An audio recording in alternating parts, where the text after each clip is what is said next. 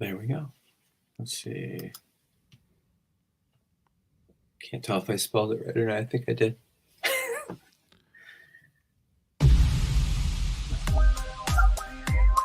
All right, we are taking a deep dive into Appetite for Destruction, and we're bringing back a fun.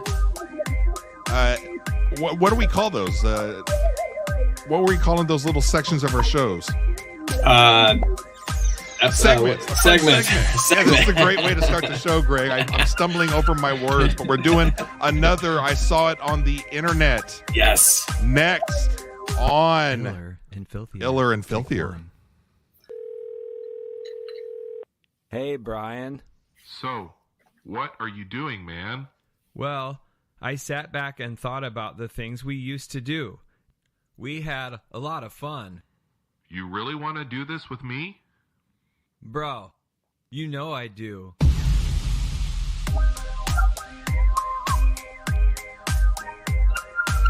Ooh. It is episode 3 of Iller and Filthier, and I am Brian Simatras, your host. We have Greg all the way from up north, somewhere up north. I don't know where he's from. And we're diving deep into Guns N' Roses, their album, Appetite for Destruction. And like I missaid at the very beginning, I messed up, but we were doing we're bringing back a segment that we had from episode 1 called I Saw It on the Internet, and it's going to be a fun one tonight. Saw it on the internet.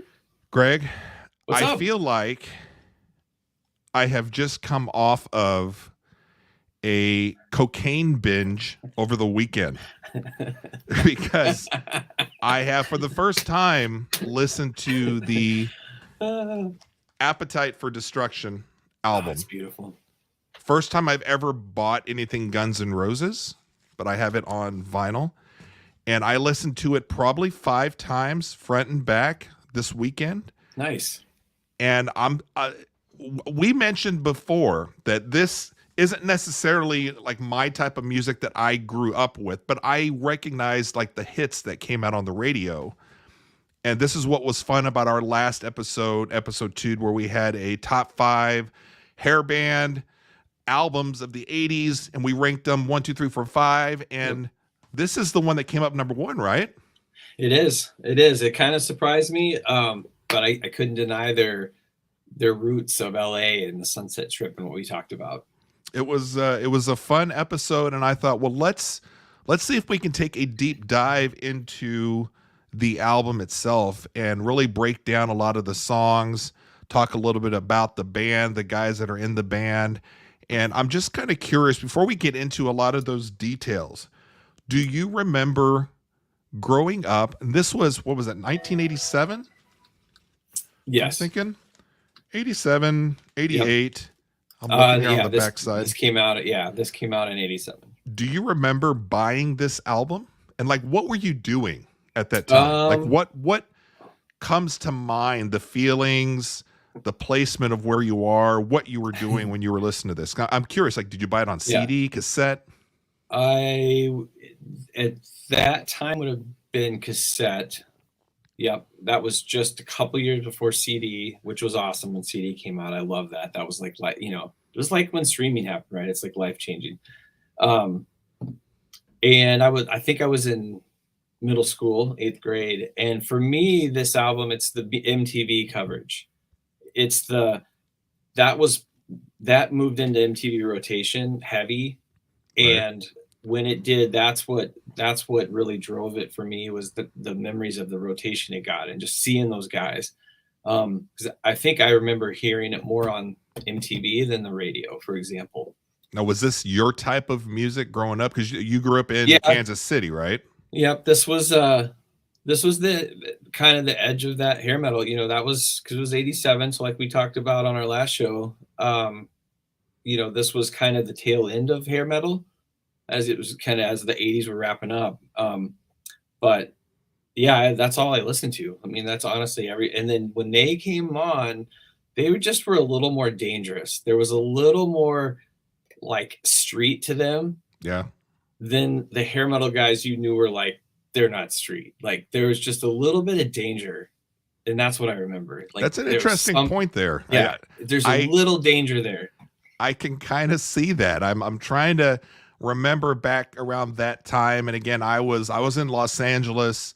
Most of the people that I went to school with, I mean, we were listening to West Coast rap and some of the pop that was coming out on the radio.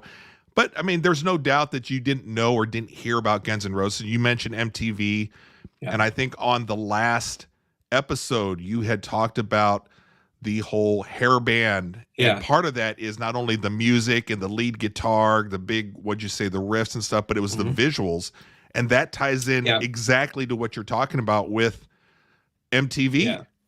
I mean, later on when they released November Rain, I mean, that was like a movie. I mean, that was cinematically shot music video. It was one of those first where they probably even got a guy that's used to, I can't remember if it was one of the movie guys, because I know they started getting into that, but yeah, if you go back to that, like I used to sit down. It was that time. It was you'd sit down and watch MTV, because there might be Headbangers Ball that was on at night, which is hilarious. Like they played metal videos for an hour, but that for guys that liked that kind of music, it was cool. And then you're also seeing it. So there was a visual element that just was new at that time, right? You weren't, that was MTV. That was early. And so that's how we were taking it in, you know, visually and listening to it. And I think that's what did it for me, was just seeing those guys, and that they could be, you know, everybody that wanted to be a rock and roller was like, yeah, I want to do that. Like, now, any thoughts on your parents having an issue with you listening to them?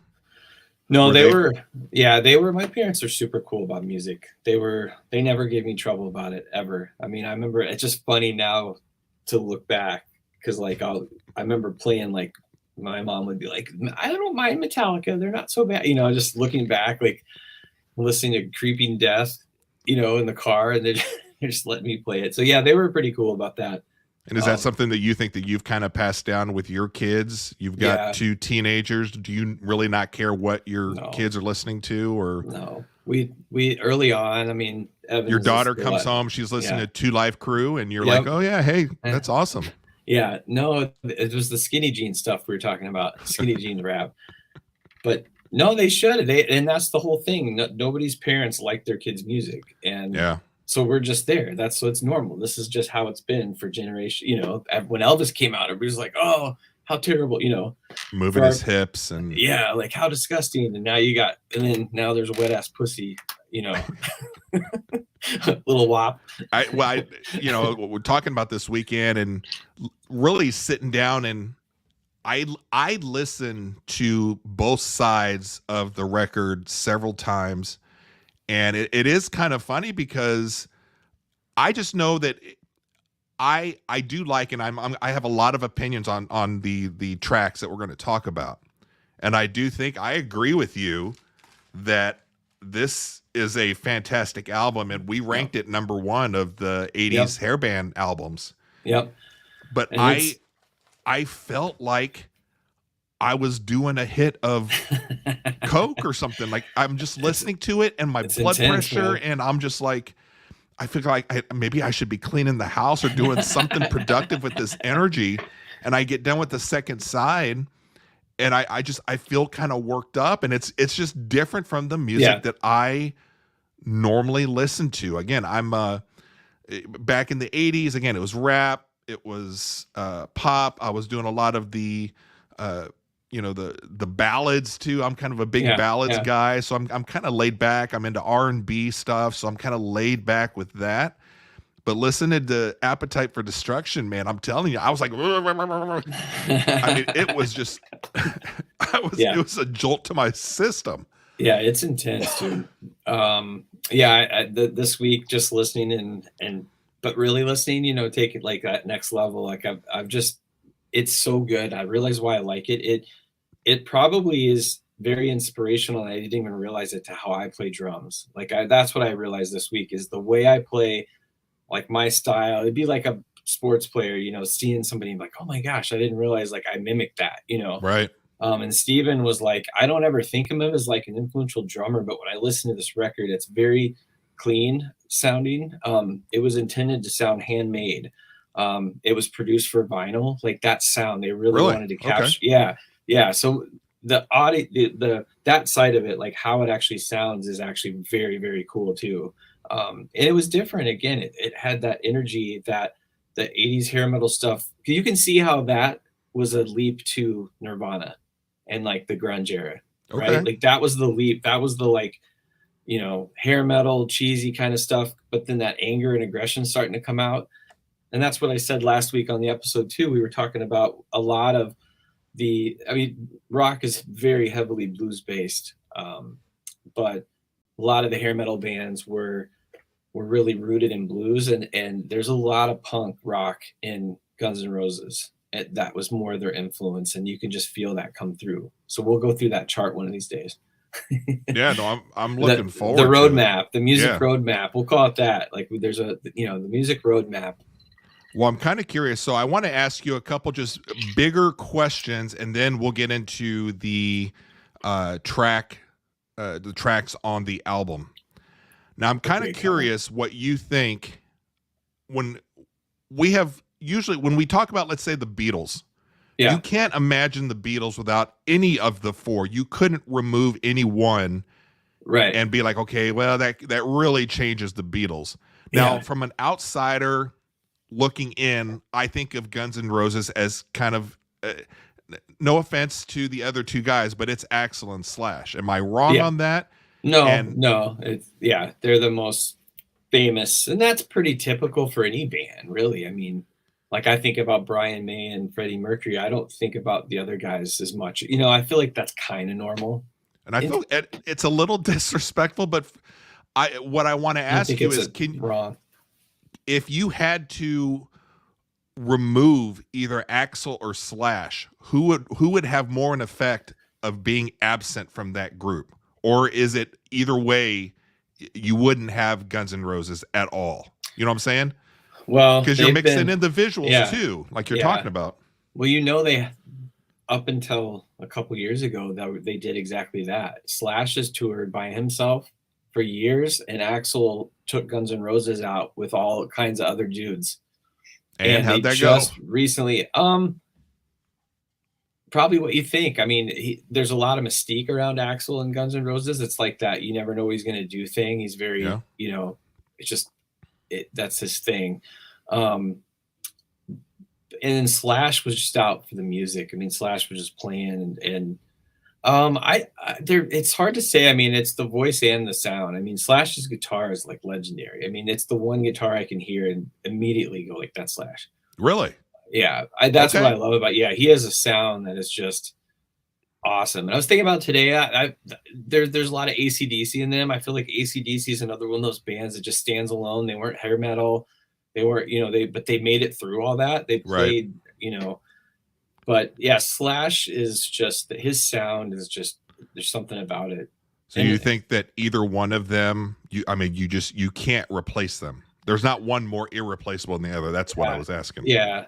And I'm glad they're playing together again. It's cool. I mean, they've been touring for a few years. They're just making so much money. They're printing money, but they've had a lot of members go through. I mean, they were a pretty volatile band that's had, like, the original bass player Duff, he's still playing with them, but Izzy, the other guitar player, he hasn't been around for a long time. Oh, really? Okay. Yeah, Izzy left the band sometime after their second, third albums kind of came out, but he was kind of one of the founding members, but I don't remember what happened. And then Steven the drummer had a stroke or something from drinking and alcohol and stuff. But he left, and there's just been a lot of members where it was like Slash, Axl, and Duff. It's kind of like their band, it feels like, Yeah, I think just with the sound, like Axl's voice is very iconic, very different 100%. For me. And there's just something about his he's a fantastic front man. And I even remember goofing around when I was, 10 or something. I'd go around doing the Axl. Oh yeah. Just so stupid, but it's just like, it's just very iconic. But then you think about the MTV, and you're seeing Slash up there with the fucking hat and just this mysterious person and just kind of just shredding on this guitar. And so would you consider Slash is he considered one of the top guitarists of all time? Should he be top 50? No, I top mean he's 10? he's like well respected from from like true playing and like Eddie Van Halen's, type playing. He's not like that. He's just very highly respected. I think like other guitar players look at him and he's just a rock guitar player guy. But he's up there. I mean, for sure, he's kind of legendary. Like there's like technical an aura. skills. So that's what I'm asking. Yeah, technical technically, skill. No, he's not the best technically. Okay. Yeah, but he's just like, he's just the guy. Like. But name me somebody that has more it than he does. Right. You know what I'm saying? I mean. Yeah. There's not many guys like that just are like are the image of a band. Like you said, if you did the silhouette thing. Like they talk about Jordan or like, the NBA guy, West. Yeah. It's like you could do a silhouette and be like, yeah, that's Slash. And I think no matter the genre of music that you're into, you see Slash, and I think you know who he is. Axl, I think is kind of up there a little bit, but I don't know if people that are maybe into R&B and rap. I'd have to ask some of my friends, if they were to see a picture of Axl, they may say, well, he looks like every other white guy on a hairband. But Slash is just so different, I think. Yeah, and he's crossed over, he's played on a lot of people's records too, which is cool. Like he gets, well, he was just on the Ken and Barbie, the Ken song, or he played that from the Barbie movie. I think Slash played on that. So just recently at like the Golden Globes or whatever was recently, Emmys or whatever, he played with them. So, he's just somebody that he's played with Chris Stapleton. Like sure. He's connected to like everybody. When I think of somebody that just has that on-stage presence, I can't think of really very many people that could beat Slash. And I don't think does he talk much in interviews or anything? Does he purposefully? He's the quiet. He's kind of quiet, broody type. Yeah, he's gotten a little bit. I mean, he's done a lot of documentaries and stuff I've watched, so he's clearly willing to like chat with people. Right. But yeah, you don't see tons of like stuff on it. He's probably pretty quiet in general. Well, I'm going to put up a. So this is from. Let's see here. I'm going to break this out on the window here so I can manipulate a few things. And this is how we're going to kind of go through each of the songs on Appetite for Destruction. So this is from Paul Brannigan. I believe I want to make sure that we give credit to where credit's due, from Louder Magazine, part of the classic rock section. And he has Appetite for Destruction, every song ranked from worst to best. And then I was just going to have you go along and we'll see what he says about it and then get your input. And we just kind of talk about it. Be interesting to see like if he took what approach he took, Yeah. And then if you notice there at the bottom on the crawler, I have YouTube streams. Oh, nice. Of every song on Appetite for Destruction. And I was actually kind of shocked that which song here was the number one here. Let me see. I'm surprised You're Crazy is the lowest. I guess that kind of makes sense. I think, You're Crazy by far the lowest, but was it here? It's going to come back around. Sweet Child of Mine, 2.4 billion streams on YouTube. Yeah, I would have thought it was Welcome to the Jungle. Welcome to the Jungle is only 804 million. Yeah, it's Sweet Child because of the crossover. Like there's been other people that do that song. They just like Sheryl Crow covered it, I think, or sang it. Mizzou grad. That's right. Cheryl, yeah. But no, I think that's just a very popular song because of the ballady feel to it. It's not quite ballad, but I mean, it was a huge song, but I was just kind of shocked that it was that far ahead of. Yeah.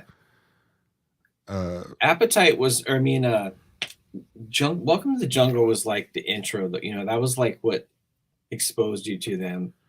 But from there, I think the songs got bigger. Like I'm surprised. Yeah, so Sweet Child of Mine, 2.4 billion. Welcome to the Jungle, 804 million. Paradise City, 975 million. And then it drops off to It's So Easy, 41 million, 38 million, 30 million. So let's go through what Mr. Brannigan has.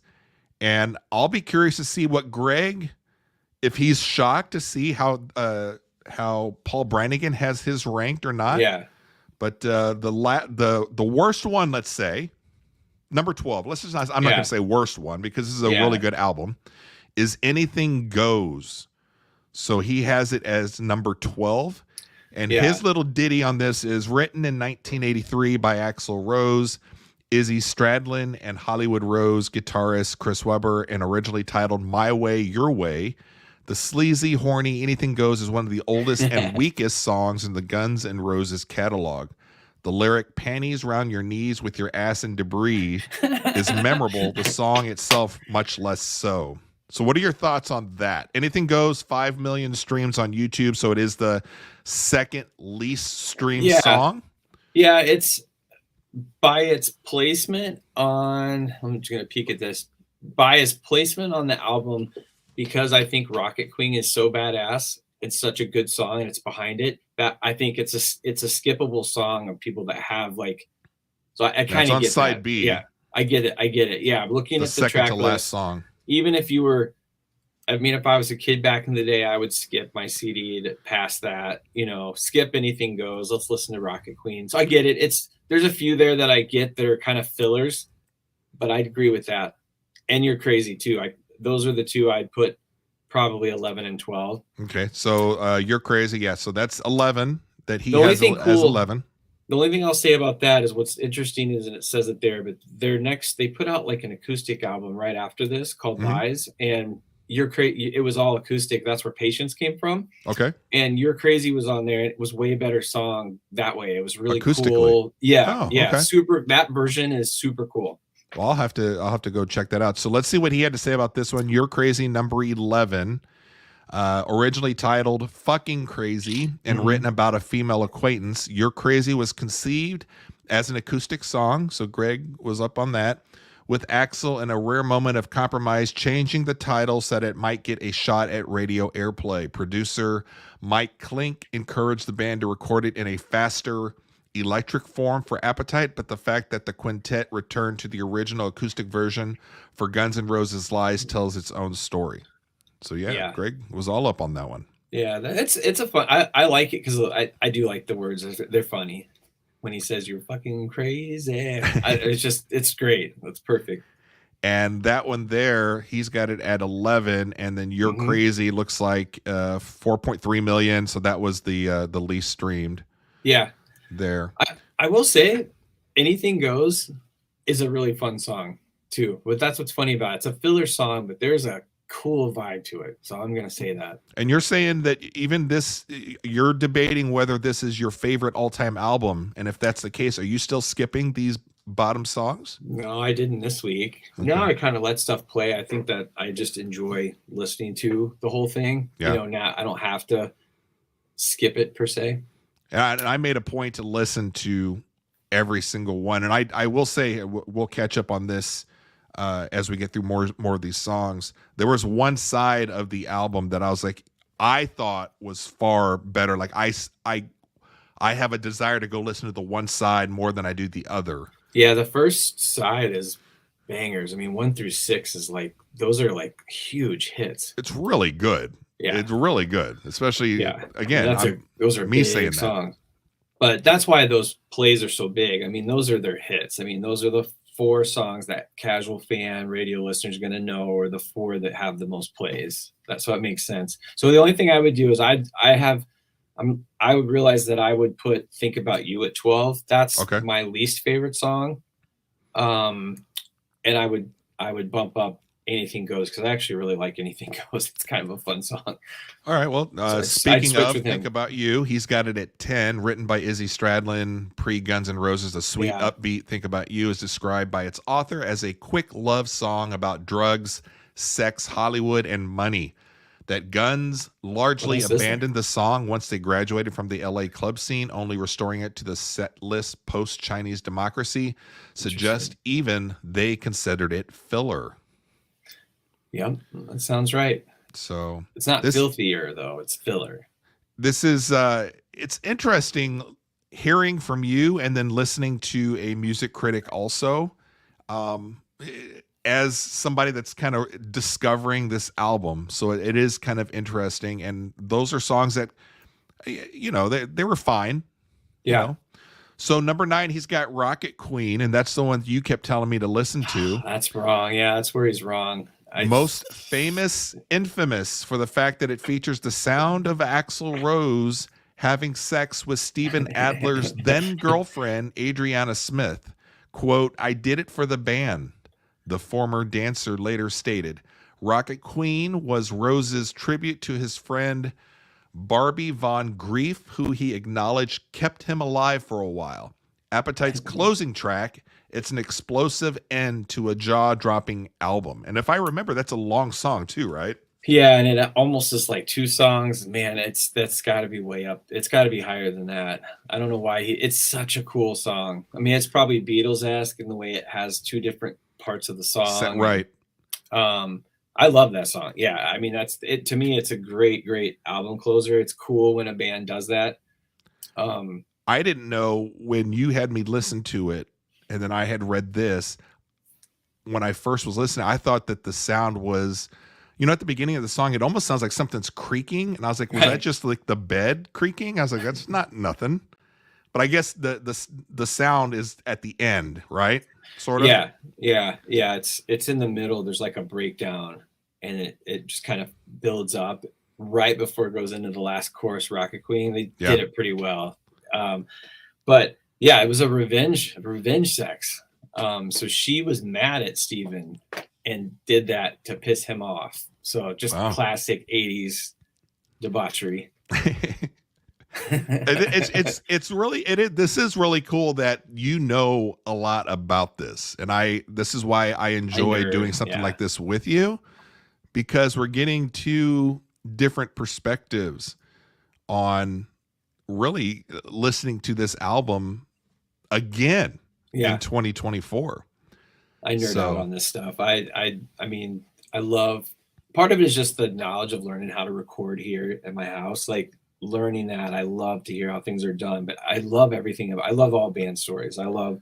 It's probably the closest thing. I mean, I've been in them, and it's cool when you see them. Like there's not much difference between just a crappy band and a huge band. I mean, just the logistics are different, but like I think the amount of drugs and debauchery is different. Yeah, exactly. That's the problem. But like just the way you write stuff, so what songs mean, how they came about, names of bands, names of songs, like all of that, and how they make stuff is just, I just super nerd out on it. Yeah. Well, I've got a question for you coming up, but it's not on this song here. So number 8, he's got My Michelle, written about Axl's former girlfriend, Michelle Young. My Michelle is a striking portrait of a young woman staring into the abyss. Quote, "I was driving Axl to a gig and your song by Elton John came on the radio." Oh, yeah. Young later explained, quote, "I said that I wish somebody would write a beautiful song about me. That's not quite what she got, but for those of us peeking into her decadent lifestyle from the outside, this was a grimly compelling and rather scary insight into an unimaginably fucked up world." So what are your thoughts on My Michelle? That's another one I like. I get it. It's one I push down the list when you start thinking about. It's more like not that they belong at the bottom. It's more like the top is heavy, right? Yeah, like, I agree. But yeah, it's a good. I like it though. It's rocking. It's another one that has like kind of 2 tempos, which I kind of dig. That's probably kind of a punk rock thing. But yeah, that's kind of cool. And then the lyrics are funny. And My Michelle looks like you got about 15 million streams on YouTube. Yeah. So it kind of coincides a little bit with how you guys rank these. You might have a few songs a little different than he does. Yeah. Especially Rocket Queen, but it's more like I said, it's more about the top down. I feel like there's just going to be a song that has to be 12 and there's nothing wrong with it. You know, no, I get it. But yeah, I know exactly what you're talking about. There's a couple, but even listen to them today. Like I said, I've been listening to it like today all week, and I'm just like, they're still good songs. Like you don't have to skip them if you're like when you're working on something, or if you're working out, it can just play. Yeah, and it just feels good, Yeah, I think so. And there's some that I just gravitate more over the others, mostly the big radio ones, because again, that's where I heard them. Now here we're at a song here that caught my attention on discovering this album this weekend. Mr. Brownstone. Yeah. I listened to this, and the very intro of it had me kind of like interesting. I'm actually, I need to ask Greg, like, I don't know what instruments are going on at the beginning. Like, is that a guitar making that sound or what? But it's just, it's a different kind of a sound. Yeah. And listening to it, I was like, I think this is my next favorite song after the big ones. Yeah, that's a guitar with crazy delay in it. And just big drums, just a lot of big reverb room sound stuff. Yeah. But it's and delays. But yeah, it's super cool. I love that song. I like that as like it didn't get as much radio play, but I always feel like that was the song we all listened to. Really? Like, Okay. if you're with your friends, like that song came on.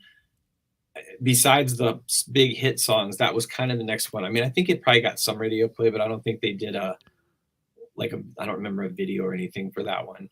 Yeah, that one there looks back like in 27 days, million it was video. streams. Yeah. Was the video you said? Yeah, what I was saying is like in that time, it was, I think you were on the radio, you were on MTV. You know what I mean? Like it was kind of both. Like, so a single had to have a video, right? Like, right. Well, I don't think it, unless you're into Guns N' Roses, I don't know necessarily if you're going to know the song Mr. Brownstone, but here's what he's written about it. A Grammy Stones inspired song about heroin written by one-time drug dealer Izzy Stradlin. Quote, "It's not so much a statement about our drug habits," insisted Stradlin. "It's more a statement about other people's drug habits. The I used to do a little, but a little wouldn't do, so the little got more and more lyric would prove prophetic for certain members of the band. Never destined to be a single, it's undeniably infectious, but a song to be kept at arm's length." I liked it. That was the first new song off this album when I was listening this weekend. I was like, I dig this one. Yeah, this it's I dig it. I dig it too. I like it. It's like they said, it's a good description, kind of grimy. It just feels dark, but it's just great. So the next song up, he's got as number 6, as he's ranking them, is Out to Get Me. Regularly dedicated at gigs to the LAPD, the furious fuck everyone anthem Out to Get Me was a largely biographical tale of the band being hassled by cops, landlord, drug dealers, girlfriends. Some people got a chip on their shoulder, whines Axl knowingly, and some would say it was me. It scores its ranking here on attitude alone. So what are your thoughts on this one?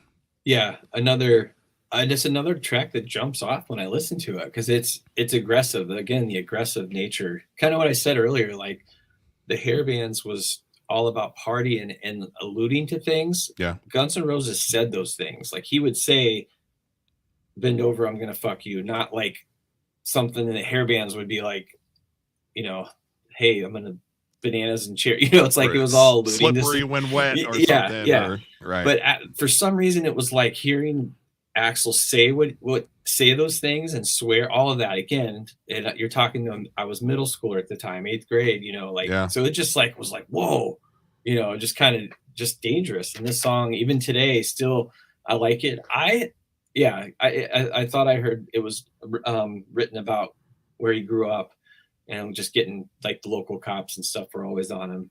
Sure. But yeah, it's a cool get off my back kind of like, you know, I'm a tough guy kind of vibe, you know.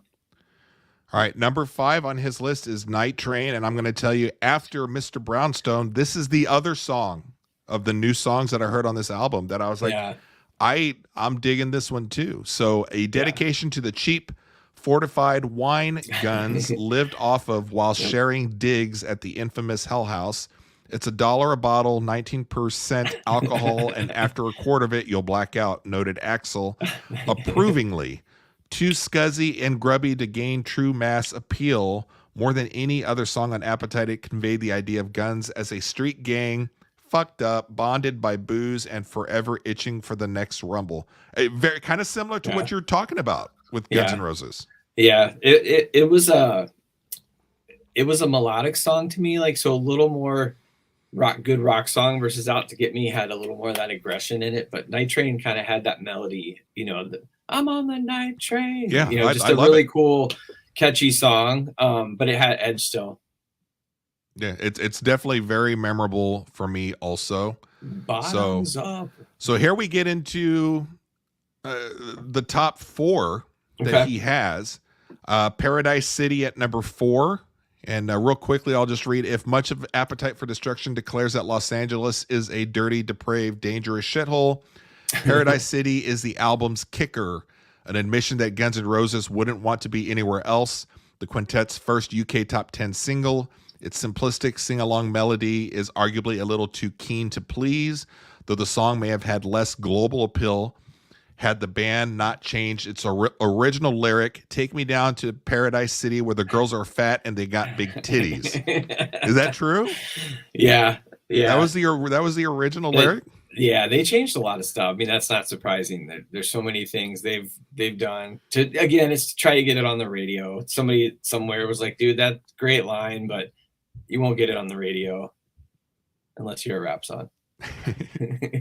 So, and Paradise City for you, I mean, is that the top songs here, or would these be considered Greg's top? That's a huge anthem. I put that up there for me with like the Rock and Roll All Night kit. You know what I mean? Just that true anthem, full stadium. You know, I think the video shows them, whereas like the video to Welcome to the Jungle was like kind of club scene. Yeah. Paradise City video was like them in football arenas on these massive stages. And I always just thought that was such a cool shot too, the way they shot that video. Yeah. It was written about, they went to Seattle on this terrible trip and came back, and he wrote that in the van as they were like rolling into LA, like glad to be home, like take me back to the Paradise. It was all kind of in like jest a little bit there, because their trip was so shitty that they were so glad to be back in LA. That's interesting. Yeah. It's cool. It's another one of those that's kind of a simple song, but just the melody is just huge. Sing along. Yeah. No, I again, I mean, one of the big radio hits. So I mean, I loved it then and still love it now. So number 3, he's got It's So Easy. Now I would switch these two just because I'm a basic Guns N' Roses guy. Yeah. But It's So Easy is another great song. Guns' first UK single. So I guess this article in the magazine is from the UK. A snarling, seething introduction which double dared you to get closer to these obnoxious, aggressive, misogynistic shitbags. It's hardly the band's most sophisticated tune, but no other early Guns song carries such bad boy menace. I see you standing there. You think you're so cool, spat Axl. Why don't you just fuck off? Now that is how to make a first impression. So what are your thoughts on that one? 100%. It's what I was just saying. He said things that weren't said in different, you know, like even thinking about the 50s, I fought the law and the law won. That's basically saying fuck off. Right. But Axl just says fuck off. But yeah, this one, it's number 2 on the track. Welcome to the Jungle ends, and then that beginning starts up of It's So Easy, and I can hear it. It's so beautiful in the order. I'm somewhere between 3 and 4 on it, just because I think Sweet Child and Welcome Jungle are such good songs. But It's So Easy is one of my favorite ones. I've always wanted to play that in my band. Oh, cool. It's just such a rock song. I'll need to go back and listen to that a few more times then, because just off the top of my head right now of the new songs, I don't quite remember listening to that one. Listen to how it comes out of Welcome to the Jungle. Like you listen to Welcome to the Jungle and then be like, now It's So Easy is just going to punch you in the face a little bit. You know, like I kind of dig it. That's what I like about this album, the way it flows, the songs, the way they go together. It's super cool. Yeah, I think that would be cool if we were closer together, like having a night to where we listen to an album and then you kind of break down some of the technical stuff, like you're talking about how certain songs lead into another one, or even one of the earlier ones. What was it? It's like you said, when you're playing an album, Rocket Queen. When you play an album, you know, on a record player, like, you know, you listen to the side, and then that's what's cool about these is you learn the patterns and you kind of learn what's coming. And the same thing with like a CD, you know, but eventually you could start skipping. When I had tapes back in the cassette tape, was the same way. You kind of had to let it play. I mean, you could skip, but sometimes it just let it play. And then the CD came out. I was like, oh, now I can skip. And now with streaming, you can just pick, you know, you don't even need, you know, so, but it's all singles nowadays. Yeah.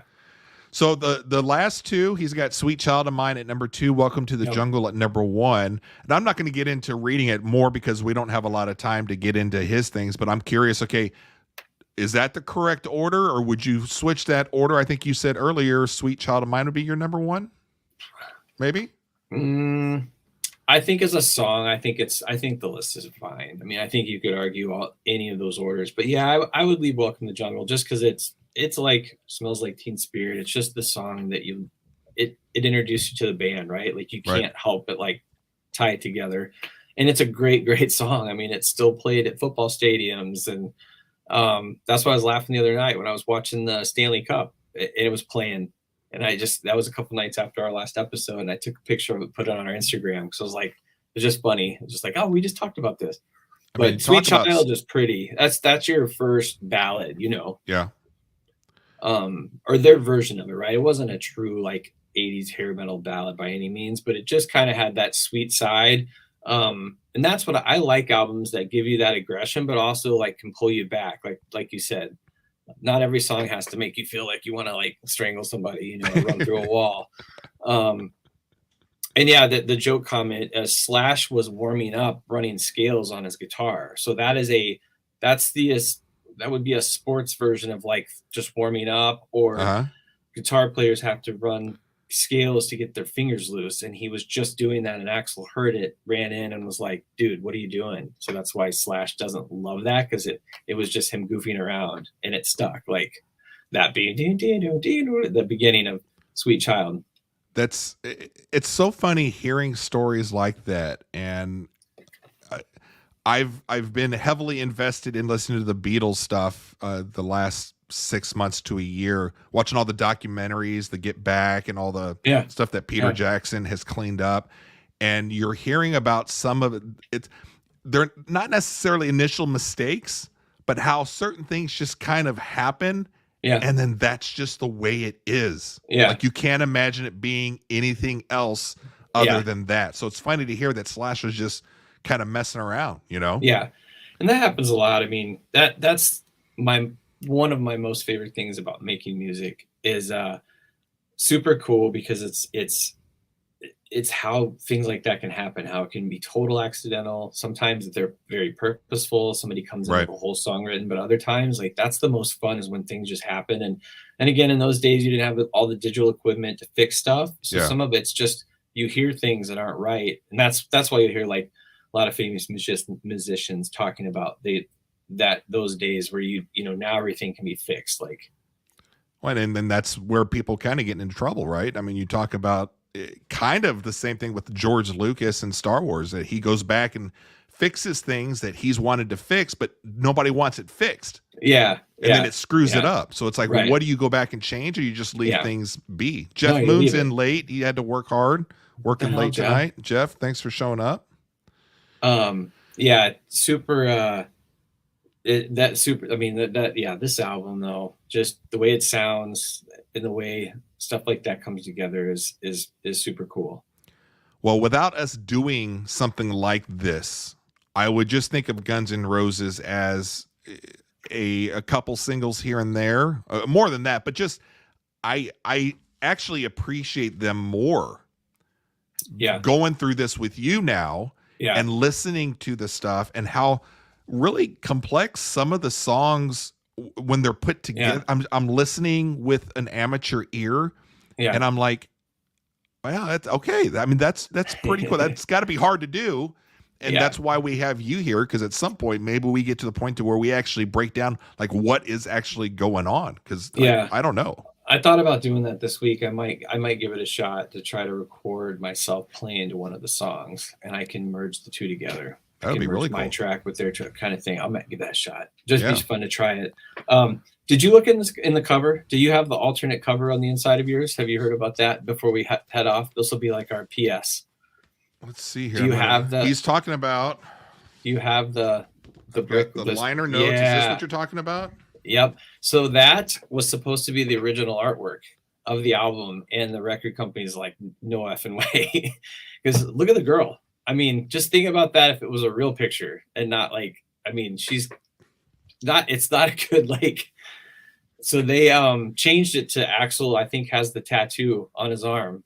But yeah, that's the original artwork. That's controversial. So what we see in here was supposed to be Correct. front and back. Yeah. Just the front and back. I believe so. No, I think that's one picture. I thought. I mean, but it's they were going to have it like oh, this. maybe. Yeah, maybe. You could be right. I'm not sure. So I'm thinking because there's the square here. So one would be the front and one would be the like back. alien dude, pants down, girl on the floor. Like, I mean, that is kind of crazy. Yeah, and it wouldn't fly today. I mean, there's no way your mom and dad are letting you bring this home. Yeah. You know? Okay. All right. Have you seen Spinal Tap? Love it. Yeah. Okay. Christopher Guest. I love that whole crew. Yeah. Okay. So here's a funny tie. Like, do you remember that when they were talking about their album cover in Spinal Tap, and they got mad because their manager guy is like, you have to change this because they had a woman tied up, and their like rival guy came out with a record and he was tied up. And they were like, why does his work? And they're like, because he's the victim. Like, and they were like, we have got. Please write down somewhere. We have got to do Spinal Tap because that is right up our alley. Yeah. I remember watching that movie and just snotting myself laughing because it still holds up. When he wrote down when they were doing like the stones and then he wrote down 7 inches instead of 7 feet or something. Yes. They would drop it down. And I was Yeah. All right. So that's our roadmap. That could be one for down the road. Oh my God. I love that you brought that up. That's all right. Well, that will take us to our well, it's not a new segment because we did it in the first episode, but we're bringing back a segment which is called, what's it called, Greg? Internet.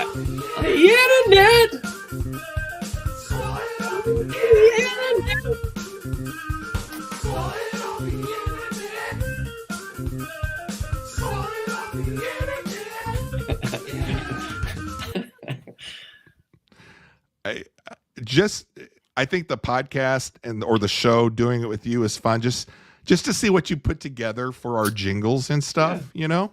I think so. I mean, and if anybody out there wants to sign Brian and I to like sing for commercials, we can try to squeeze you in with our schedule. So answer me this question. Your wife, Rachel, she into getting her nails done, like big into nail stuff? No, but we have friends that are, and my daughter's kind of getting into it. Like she likes to go spend her money on nails. Well, hopefully she's not on TikTok. Oh no. So she is. Here's the latest thing that I've seen on the internet that I wanted to get Greg's take on. Okay. So there is this thing called New Nails. It's huge on TikTok. And the music and stuff, don't worry about it. It has nothing to do with it's more of the visuals of girls just showing off their new nails. Okay. And there are just videos upon videos of girls showing off their nails. And I don't know, are you taking a look at any of the details of what's going on in these videos? Yes. Yes. So why I'm bringing this up, Greg? Uh-oh.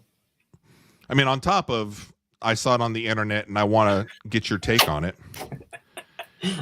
is recently in the last couple weeks, my other show that I host by myself, the Tossing Salad podcast, I've had an account there for I don't know how many years. I was banned forever. Okay. Just out of the blue. Completely banned forever. Yeah. Like I was scrolling through. Okay. And all of a sudden my window blows up and it was making me go back into log back in. I was like, well, that was weird. I saw your post, man. I log back in, it says you have been permanently banned for violating community guidelines. And I'm like, what are you talking about? Because Tossing Salad podcast is very similar to Iller and Filthier in a sense that it's just a bunch of fun content. It's just me having a good time interviewing people. We're talking Beatles. We're talking concert photography. There's nothing that I'm posting out there that requires me to get a permanent ban. Yeah. And yet, all over TikTok, this new nails trend is going around. Right. And for those of you that are listening to Iller and Filthier right now and maybe not being able to see the video that we've got on here, it's girls that have their nails done, right? Beautiful nails. Yeah. And they're showing them off on top of their boyfriend's pants. Yep. On their sweats or their But shorts. it doesn't look like that at first. It just looks like because you're they're focusing cloth. on the nails because it's a new nails trend. Right. But the thing behind this trend is that you're showing the outline of your boyfriend's penis. Eliminate long. And they touch it as they are flipping their hands around. And I'm like, look, does it bother me? No. Are we competing against this content? Yes. Are they banned? I don't know. Not now because you can see their content. Do you still don't know what you got banned for? I can't. God. I can't log in to appeal it because there's nothing. I have no account, so I have to try to contact them through my other TikTok accounts. Yeah. And for the last 3 weeks, every so often, I will send another message. Yeah. Saying, hey, my podcast account was permanently banned. I have no way of appealing or asking you guys what happened. Can somebody help me? But this is on my other accounts. Yeah. Yeah. And I just got a response back 2 days ago that we're going to take a look at. It was an automated response. And then within seconds, it came back again. Nope, you violated community guidelines. And I'm like, what am I violating? Well, I don't know what's wrong. You know, if I haven't violated before, well, why am I being banned on maybe one thing that I've posted? Right. Or if I've posted a lot of different things, why haven't I been notified then? Yeah. That I'm constantly going against the community guidelines. Right. You're like, but what? Yeah. Is this not crazy though? I mean, yeah. I hope my daughter's not doing that. Well, that's why I was asking about Rachel if she gets her nails done. No. And then if you own gray sweatpants, because I guess gray sweatpants are a thing for guys that are. I mean, this is crazy, right? Yeah. I'm playing the video again for Greg, so he see, and then she's touching. Yeah. And then just look, and that's in the shop. I mean, some of these things look like somebody's leg. And I'm like, wait a minute. Damn lucky. Wait a minute. Jeff Moon's Jeff's going to be my favorite listener because he's been on every one of our shows. He said, holy hell, this is a lot of sausage rubbing. Yeah. But what about the nails though, Jeff? These are pretty nice nails. This one's she's married. She's got a diamond ring on. Yeah. That's her husband. They must be newly married. But like that looks like a third leg. Freaking Lance. I mean, and of course we'll have this on, and then we'll be the ones to get banned on YouTube for showing this. But so is it? God, that's so funny. Can you get in trouble for like if somebody posted something on yours? You know what I mean? Like was it somebody that maybe commented and then like I wonder how it. That's the thing though. Yeah, it's like what happened. Yeah, there's got to be a way just tell me what. Yeah, but even in contacting them through my other accounts, and then finally getting some response back, it seemed like it was just an automated response. There's nobody looking, and my thing is just tell me what I did, and I'll be happy to look at it or address it or something. But I don't know. And having looked up on Reddit and just doing a general search, there's a lot of people that have been getting their accounts banned, not just on TikTok, but Instagram, Reddit, YouTube, and for like random stuff. And they say they have no idea. Now, before I got banned, I when I saw those posts, I'd be like, oh, okay, yeah, all right. You don't know what you did. You're probably one of these accounts that pushes the boundaries. So I always kind of rolled my eyes, and then it happens to me, and I'm like, Jesus, I couldn't believe it. Yeah, that sucks, dude. Yeah, that's and it's maddening as hell too. You know, it's like you said, you just want to fix whatever the problem is or find out But that's Or if it's wrong, you just want to be get me Well, just back tell up me. and going. Yeah, give me back. just and tell me going. what's wrong. But then when all of us we've been scrolling through social media on every one of the platforms. You come across questionable stuff all the time. Oh yeah. You know, and then on top of this one, there was another one I was gonna show you, but I was like, I can't show you too much because the other kind was breastfeeding videos are huge. Oh sure. Yeah. Greg's acting like he hasn't heard. Just What, really? Yeah, But That's weird. It's breastfeeding videos under the guise of just breastfeeding is just a beautiful thing, mother, and I get it. I get it. Yeah. But you watch these videos, and I'm not watching the videos, but I'm saying when you watch them for doing research for our show, it's mostly fake babies. Oh, really? And so you run into the comment section to watch, and then all these guys are on there. They're all doing. I was about ready to say we're all doing. They're all doing the same thing because they're watching and they're calling out the women that are using fake babies, but they're showing the full boob. Like, I'm not worried about the fake babies. I want to see the fake boobies. So that is the latest that is out there on the internet. Episode 3, we're at the very end. We had a great one. Greg, anything else that you want to add to the Appetite for Destruction conversation that we've had? No, just listen to it end to end. Listen to that second one again. It's so easy. It's so easy. I'll listen to that one again. But listen to, do you not get like work? I mean, like when you're listening to it, I think that's just the personality difference. Like if that's your kind of music, you can. It depends on the day. No, if I for work and things like that, if I need to focus or whatever, I like something that's a little more in the background. So I listen to a couple other genres of music for that. But that's more like, if I need a little energy, feel good. I feel like the Saved by the Bell episode where they all took like uppers or whatever, because I listened to the front and back of this episode or this album, and like my energy level, and I was just like, and I'm just like worked up, and like my body felt weird, but I was like, this is pretty good stuff. Yeah, so, that's what most rock does. It makes you want to dance a little bit. It's dancey, it's fun. That's why I dig it. All right, so we are at the end. Appreciate everybody stopping by. If you guys have a comment as to Appetite for Destruction, what's your favorite song, favorite track on the album? Let us know in the comments. Hit us up, slide into our DMs. Even if you've got your nails done, show us those nails. And Greg, we will see you next week. Sounds good, brother. Later, guys.